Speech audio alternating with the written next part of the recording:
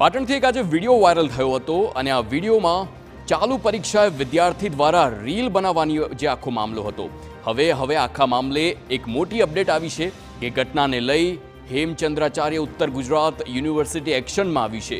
પરીક્ષામાં રીલ બનાવવા મામલે રિપોર્ટ પણ મંગાવ્યો છે। તો આ યુનિવર્સિટીએ કોલેજ પાસે આખી આ મામલે રિપોર્ટ માંગ્યો છે। રિપોર્ટમાં માંગવામાં આવતા કોલેજ સંચાલકો દોડતા થયા છે। કોલેજના સંચાલકો રિપોર્ટ સાથે યુનિવર્સિટી પહોંચ્યા છે અને જવાબદાર વિદ્યાર્થી સામે કડક પગલાં લેવાની પણ ખાતરી આપી છે। આપને જણાવી દઈએ કે જે આખો મામલો હતો, પાટણની એક કોલેજમાં એક વિદ્યાર્થી ચાલુ એક્ઝામમાં મોબાઈલ કાઢે છે અને ત્યારબાદ રીલ શૂટ કરે છે।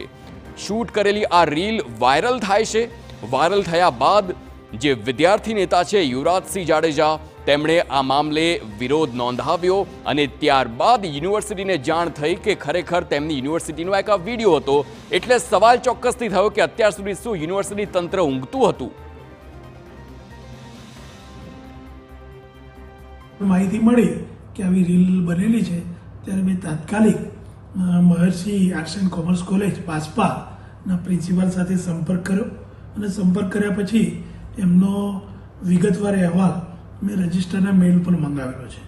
એટલે એ વિગતવાર અહેવાલ આવ્યા પછી એના પર શું કાર્યવાહી કરવી એ યુનિવર્સિટી વિચારશે। એક વિદ્યાર્થીએ વિડીયો વાયરલ કર્યો એ એમને ખબર પડતા જ અમે ગંભીર નોંધ લીધી।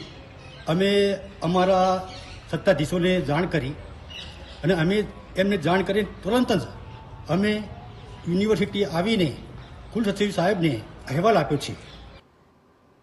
આ તરફ વિદ્યાર્થી નેતા યુવરાજસિંહ જાડેજાએ ઘટનાની ટીકા કરી અને કહ્યું કે પહેલા બંધ બારણે બધું ચાલતું હતું, તે હવે ખુલીને સામે આવી રહ્યું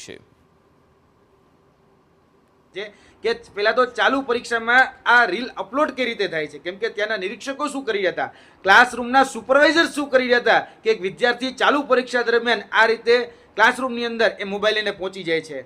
અને આ જોવા જઈએ તો કંઈ નવું નથી અમારા માટે અને હું આને બેદરકારી કે લાપરવાહી સમજતો જ નથી, કેમ કે આ અત્યાર સુધી બધું જ બંધ બાણે ચાલતું હતું। કારણ કે કોલેજ પોતાનું રિઝલ્ટ સારું આવે અને આવનાર દિવસોમાં એડમિશન વધે એટલા માટે આ રીતે ધંધાઓ ચલાવી રીતે આ પ્રકારના નેક્સેસો ચલાવતી હોય છે કે ચોરી હોય, ગેરરીતિ હોય, એ સતત એને પ્રોત્સાહન આપવા માટે કોલેજ જો જ આને મેન્યુપ્યુલેટ કરતા હોય છે।